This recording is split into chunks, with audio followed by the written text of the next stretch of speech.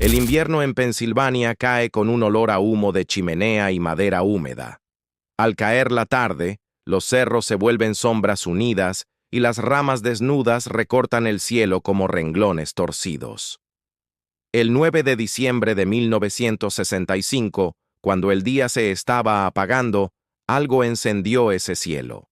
Desde Ontario hasta Michigan, de Ohio a Pensilvania, cientos de personas levantaron la vista y vieron una bola de fuego cruzando el firmamento, un objeto brillando en colores blancos, amarillos y verdosos, con una estela que parecía desprender chispas.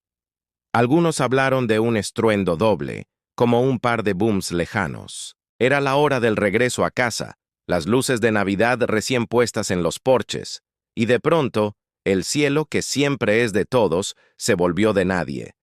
En ese mismo atardecer, a poco más de una hora al sureste de Pittsburgh, el pequeño pueblo de Kecksburg, Westmoreland County, vivía su rutina. Los niños se perseguían entre hojas secas. La radio local sonaba en cocinas donde humeaba la cena. Los hombres regresaban de la fábrica con esa prisa tranquila del frío.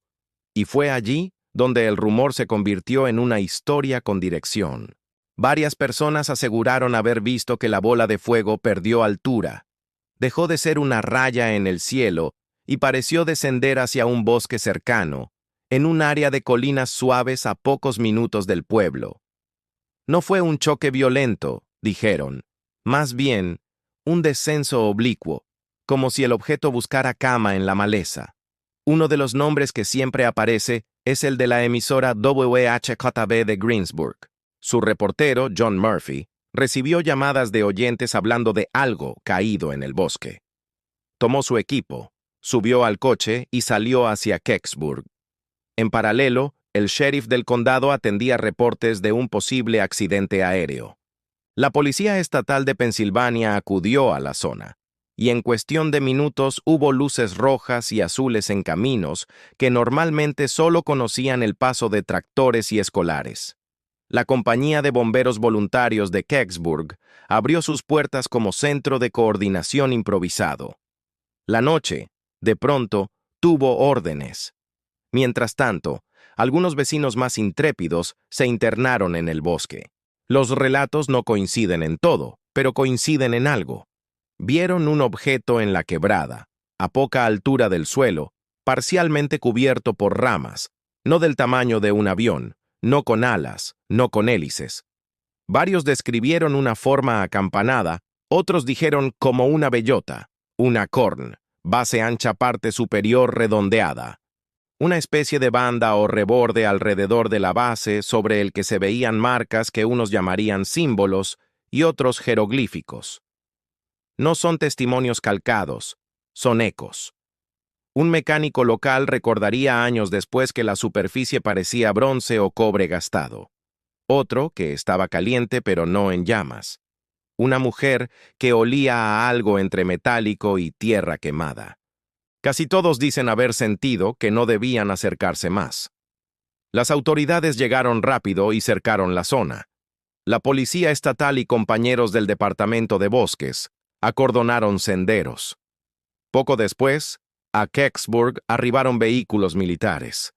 Se mencionó a miembros de una unidad de radar del ejército y personal de la base aérea cercana. Los bomberos voluntarios, que primero habían sido enviados a buscar un posible incendio, recibieron la orden de retirarse del bosque. Varios vecinos contaron más tarde que vieron soldados con linternas internarse entre los árboles y camiones más tarde salir por caminos secundarios. En el pueblo, el murmullo se volvió pregunta. ¿Qué había caído? En la madrugada, el reportero John Murphy regresó a su emisora. Había tomado grabaciones y, según contaría después, fotografías. Preparó un especial de radio al que tituló Object in the Woods. Entrevista a testigos, descripciones del cordón policial, su propia crónica. El programa se emitió días después, pero con cortes notorios. Murphy, decían sus compañeros, parecía nervioso. Aseguró a algunos que gente del gobierno le había pedido prudencia, a otros que material suyo había sido revisado. No hay verificación independiente de esas presiones, pero la idea, como todas las buenas ideas, se quedó. El proyecto Blue Book, la oficina de la Fuerza Aérea que por entonces recopilaba reportes de objetos voladores, archivó el caso como Fireball, un bólido meteórico que cruzó varios estados y se desintegró. Para Blue Book, no hubo hallazgo en el suelo. Para la policía estatal, que emitió un breve comunicado, las unidades no encontraron nada. Sin embargo, en el pueblo se contaban otras escenas. La de un camión plataforma cubierto con una lona que salía de un camino de tierra acompañado por escolta. La de un oficial que habría amenazado con consecuencias a quien se acercara a fotografiar. La de símbolos grabados en una banda del objeto que parecían escritura de ninguna parte. En Kecksburg, la versión oficial y la versión local jamás se dieron la mano. Con los años, el incidente se agrandó y afinó a la vez. Investigadores civiles, como Stan Gordon, empezaron a recopilar testimonios, dibujar mapas, buscar cruces de tiempo y nombre. El caso saltó de boletines a documentales, de periódicos a canales especializados. En 2003, una cadena televisiva impulsó una demanda FOIA, solicitud bajo la Ley de Libertad de Información, para que NASA liberara cualquier documento técnico que relacionara Kecksburg con satélites conocidos. ¿Por qué NASA? Porque entre las hipótesis con más fuerza estaba la de un artefacto soviético. La sonda Cosmos 96, parte de un intento de misión a Venus que había fallado y reingresado esa misma fecha. Durante un tiempo, algunos portavoces mencionaron esa posibilidad. Luego, especialistas orbitales señalaron que la trayectoria y la hora de reentrada del Cosmos 96 no coincidían con el evento observado sobre Pensilvania. El caso, lejos de aclararse, volvió a su sitio natural: la incertidumbre. La demanda FOIA derivó en un episodio que alimentó el mito. NASA respondió que no poseía registros concluyentes del caso y que parte de la documentación de 1965 estaba perdida o extraviada. Años después, ante orden judicial, la agencia se comprometió a buscar de nuevo, pero el resultado volvió a ser un no sabemos. Para algunos, eso prueba nada. Para otros, lo prueba todo. En el medio, el sentido común. En la burocracia, los archivos se mueven, se traspapelan, cambian de sede. Lo excepcional sería que cada hoja sobreviviera ilesa a medio siglo. Volvamos a la noche. ¿Qué vieron los vecinos? Los escépticos proponen primero la respuesta astronómica. Un bólido, un meteoro grande, que entró a la atmósfera, se fragmentó y produjo una lluvia de restos luminosos que parecen moverse en formación. Los bólidos suenan, ondas de choque, y pueden iluminar el paisaje como de día. En ocasiones, fragmentos caen, en otras, todo se desintegra. El problema es que en Kecksburg, a diferencia de otros eventos, hay narrativas de descenso controlado, de curva, de objeto único, que se posa más que choca. Y está la forma: bellota, campana, acorn. Un meteorito no tiene bordes, ni bandas con marcas. Segunda hipótesis: un artefacto humano. La década de 1960 era época de ensayos de reentrada, cápsulas, espionaje, cohetes. Algunos propusieron que el objeto fuera parte de un satélite espía recuperable, un cuerpo balístico de pruebas, o incluso una pieza de tecnología de materiales que no se quiso reconocer. La forma de bellota, dicen, recuerda a ciertas cápsulas con escudo térmico y carenado.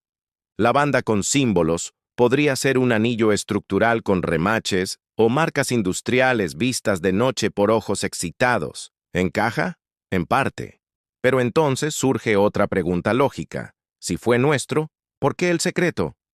Respuestas hay varias: porque el programa era clasificado, porque involucraba tecnología de otro país, porque lo hallado no debía estar allí.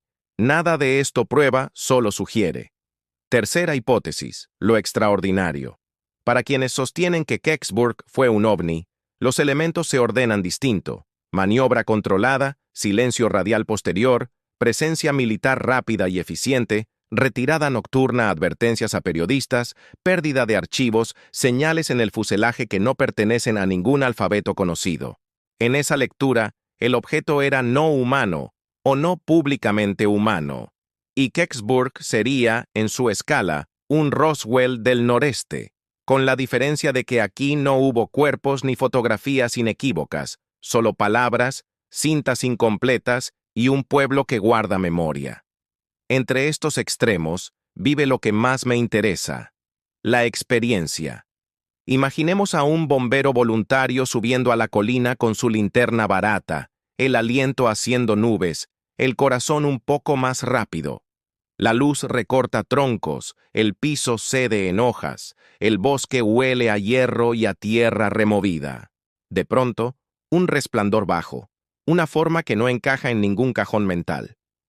El bombero no es ingeniero aeroespacial, no tiene un manual de identificación de reentradas, tiene ojos, manos, miedos.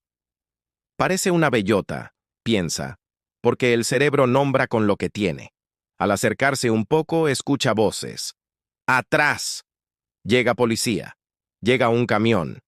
Llega un oficial que pide orden. Esa noche, el mundo del bombero se ensancha y se achica a la vez. Sabe que vio algo fuera de la rutina y sabe que no podrá explicarlo pronto. Al día siguiente, Kecksburg amaneció con curiosidad. La carretera tenía huellas de vehículos pesados que normalmente no pasan. En los bares, los clientes comparaban historias. Mi primo vio, un vecino dijo. El periódico local hablaba de bola de fuego. La radio repetía informes. El ejército y la policía estatal se mantuvieron sobrios, sin hallazgos. Esa tensión entre el relato de pasillo y el parte oficial es el combustible de todas las leyendas. Y Kecksburg, un pueblo que hoy exhibe una réplica de la bellota en su festival anual, aprendió a convivir con ella. Regresemos a las pruebas. ¿Quedó algo físico? No hay piezas en museos, ni fotografías incontestables del objeto en el suelo, ni informes de laboratorio con composición de materiales. Lo que hay son testimonios tardíos de quienes dicen haber visto el camión plataforma saliendo de noche, de un guardia que juraría que su superior le ordenó callar, de un técnico que habría tomado medidas de radiación y notó cifras elevadas, y la sombra de un programa de radio, el de Murphy, que para algunos dijo menos de lo que su autor había grabado. Murphy murió pocos años después en un accidente de tráfico. Hay quien, con mala fe, mira ahí un misterio que probablemente no lo es. Así trabajan las leyendas. Unen piezas que quizá no debieran unirse. Hablemos de Blue Book y de la ciencia de los bólidos. Aquella tarde de diciembre, astrónomos y observatorios recibieron múltiples reportes de una reentrada brillante, con fragmentación visible. Hay catálogos que rastrean esos eventos como otros rastrean cometas. Nada impide que una gran roca o restos de un artefacto se rompan en varios trozos y que uno o más caigan al suelo. Lo interesante, y lo que mantiene vivo a Kecksburg, es el cómo. Si fue roca, el relato del Acorn no encaja. Si fue artefacto, ¿de quién y por qué allí? Y si no fue ni una cosa ni la otra, permanece la categoría más difícil de todas. No identificado. El lenguaje importa. Decir no identificado no es decir extraterrestre. Es decir, no tenemos suficiente información. La ufología seria insiste en este punto. La cultura popular suele saltárselo. Kecksburg es un caso puro de no identificado, con elementos fuertes para dos explicaciones terrestres y una tercera que necesita mucho para afirmarse. Y sin embargo, el imaginario elige. Elige porque necesita historia. Por eso hay un monumento en forma de bellota. Por eso hay camisetas. Por eso hay tours. La gente no vive de expedientes, vive de relatos. ¿Hay caminos para salir de la duda? Algunos intentaron modelar trayectorias, calcular ángulos de avistamiento, estimar tiempos de paso, cruzar llamadas. Otros han buscado registros logísticos del ejército que muestren convoys esa noche. Periodistas han pedido a archivos de la policía estatal los libros de guardia. Cada avance abre una puerta y cierra otra. El paso del tiempo aplana los detalles. Lo que fue banda con símbolos se convierte en jeroglíficos. Lo que fue olor a metal caliente se vuelve ozono. Y sin embargo, a pesar del desgaste, algo permanece. La sensación de un objeto que no debería estar donde y cómo estuvo. Me gusta imaginar una escena final para ese 9 de diciembre. Ha pasado la medianoche. El bosque está en silencio. Un camión pesado baja por un camino secundario con las luces atenuadas. En la plataforma, bajo una lona sujeta con correas, hay un volumen que no es irregular como el de un tronco, ni cuadrado como una máquina.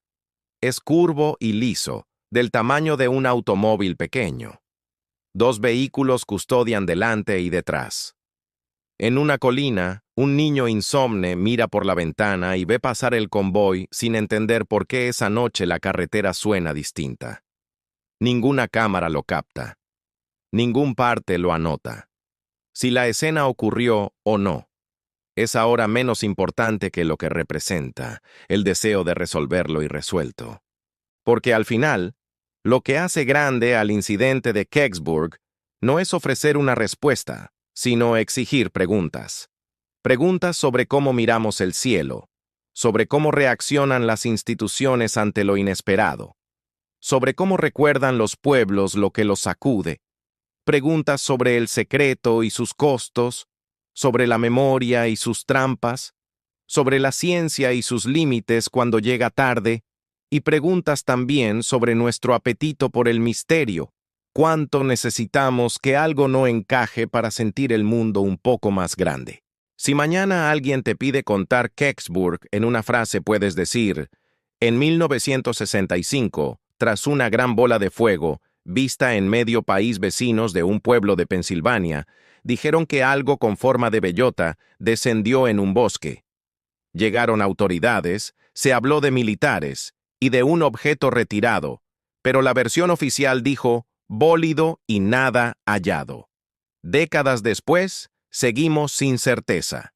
Y si te empujan a elegir, recuerda que no hace falta. Entre el meteorito y el artefacto, entre el encubrimiento y el error, hay un enigma que ha resistido el tiempo con la terquedad de los bosques. Kecksburg, a su modo, nos pide algo sencillo: que sepamos convivir con lo que no sabemos. Cuando termines de escuchar este relato y apagues la luz, tal vez recuerdes aquella imagen. Un objeto acampanado, oscuro, con una banda grabada, descansando entre árboles. Tal vez pienses en un bloque de hielo espacial que se encendió al rozar la atmósfera. Tal vez en una cápsula que nadie quiso admitir. O tal vez, como muchos en Kecksburg, simplemente en una noche en que el cielo se partió en dos y en el eco de una pregunta que todavía cruza la arboleda cuando sopla el viento. Porque a veces, más que respuestas, lo que necesitamos es un lugar para volver a preguntar. Kecksburg es uno de esos lugares.